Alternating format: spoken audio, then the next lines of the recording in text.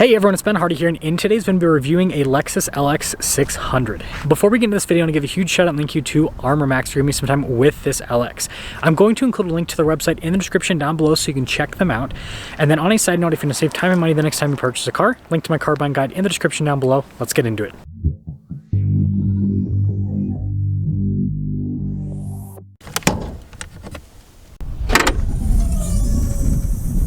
Under the hood, we have a twin-turbo 3.4 liter V6 that goes through a 10-speed automatic transmission. Fuel economy 17 around town and then 22 on the highway, with power outputs being 409 horsepower and then 479 pound-feet of torque.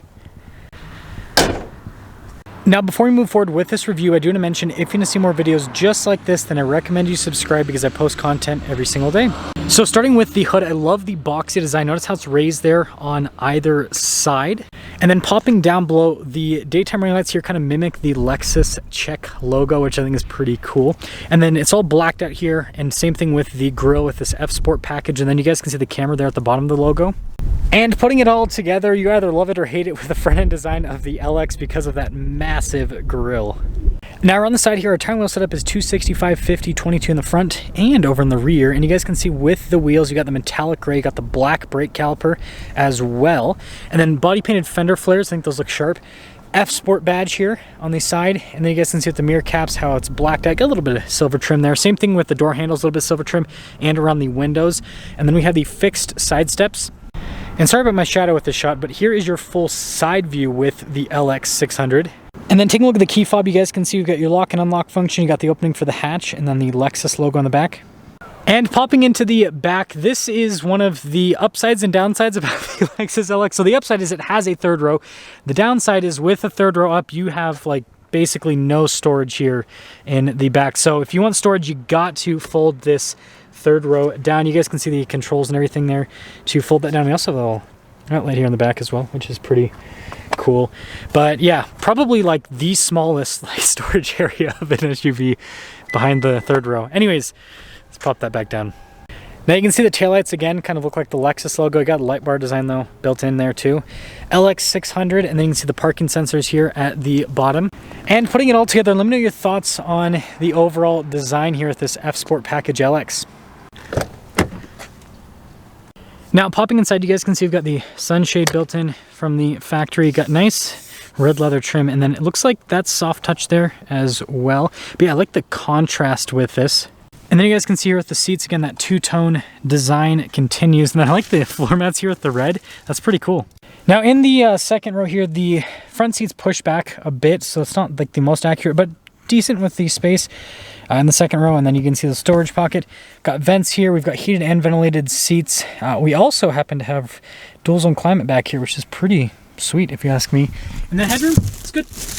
Now in the third row of the LX, definitely would deserve this one for kids. Getting back here is actually not too bad when you move the seat. But you guys can see here with the seat itself, got the recline function, pretty cool. Little charging port. And the seats back here actually look really nice. Perforated, just like the center seats and everything. So they didn't cheap out in the materials, which is nice. And then surprisingly, like, I somewhat fit back here. And then take a look at the front door panel. You guys can see again with the red trim here and the soft touch at the top. Got your memory seat function here, blind spot opening for the mirrors. Another speaker for the Mark Levinson sound system. All of our window controls, mirror adjustments. The mirrors do power fold in. And then there's just plastic wrapping because of the arming that's going to happen with this car. But you guys can see again with the seat trim, two-tone design. Power adjustments here on the side. Love the look of the pedals. Got this for the 360 camera, and then you guys can see here for the hatch and then the auto stop start, and then the steering wheel is power adjustable.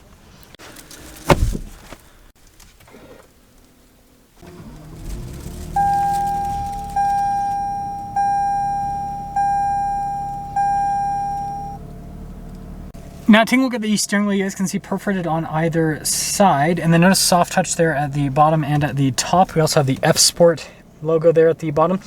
Paddle shifters there for that 10-speed automatic.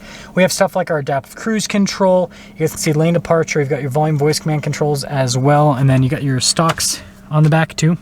Big digital gauge cluster here in the center, which we can use to see different bits of info on systems within the car, which is pretty cool. And then we do have some drive modes that we can go between. So notice when you pop into sport, it'll change the look of the gauge, which is fun.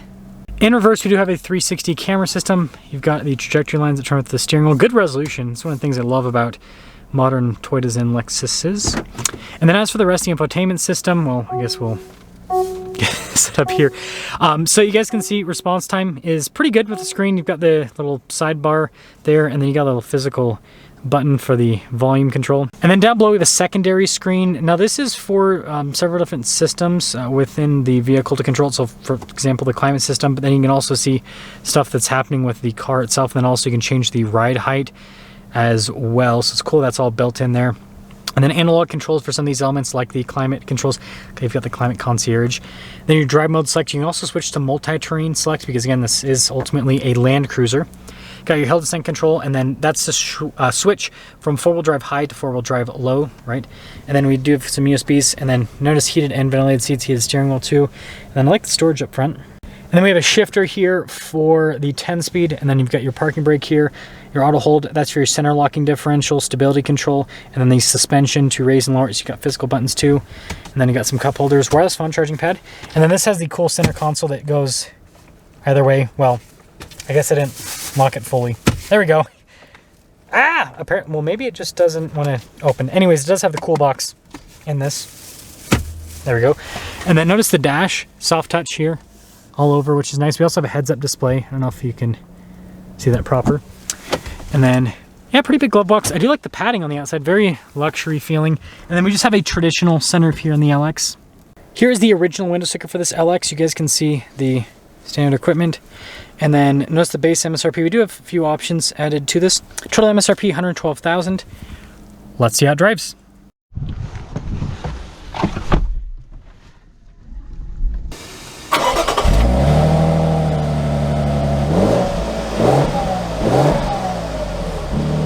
So let us set off in the LX 600. And this is actually a very important review for me because if you guys follow the channel, you know that my wife and I have the new GX 550 on order, which is the smaller of Lexus's body on frame SUVs. But my thought process is if we have more than 2 kids, we're probably going to need a 3-row. And the LX, you can, this one you guys saw, you have 3-row. And so I've actually thought about getting this as the 3-row SUV in the future if the times necessitated, I guess you could say. But anyways, I love how these drive. I had one of these for a week as a test vehicle. And the first thing that I really like about this is it's not necessarily the most luxurious ride on the planet, but it's pretty dang comfortable. You know, there's other vehicles, like a lot of Mercedes will be a little bit more comfortable than this. I mean, even something like an Escalade or, yeah, I drove a Navigator earlier today, like those, you know, a little bit more on the luxury side. But where this shines, I feel like, is when you go over bigger bumps, not like little bumps, it's, you feel a little bit more, but bigger bumps, it seems like the compression on this is a little bit better. And then again, you have to remember, this still has pretty big wheels. This has small enough brakes that you could go to 18-inch wheels, if I remember right. So you could do, you know, the smaller wheels, bigger tires, more sidewall, and that'll help out with the ride. And then the next thing I really like is this powertrain. First off, I mean, it's got great power, over 400 horsepower, almost not quite, but almost 500 pound-feet of torque. And it's very smooth at the 10-speed.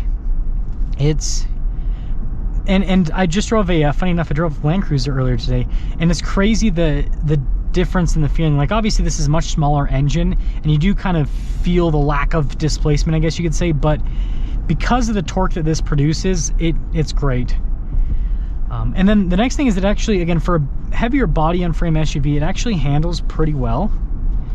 And this is the F Sport package, which is supposed to be more about sporty handling, so that part makes sense. But it's a nice vehicle in terms of the overall drive. Again, the best way to look at the LX, and this also stands for the Land Cruiser too, is they're not necessarily the most comfortable. They're not necessarily, like, you know, with seat comfort, with ride quality and all that, but they are good at a bunch of different things, and that's kind of where it's, they're almost like a jack of all trades, right? You say jack of all trades, master of none, and that's, I think that somewhat describes the LX. It's like, well, it's quick, but it's not the quickest. It's comfortable, but it's not the most comfortable.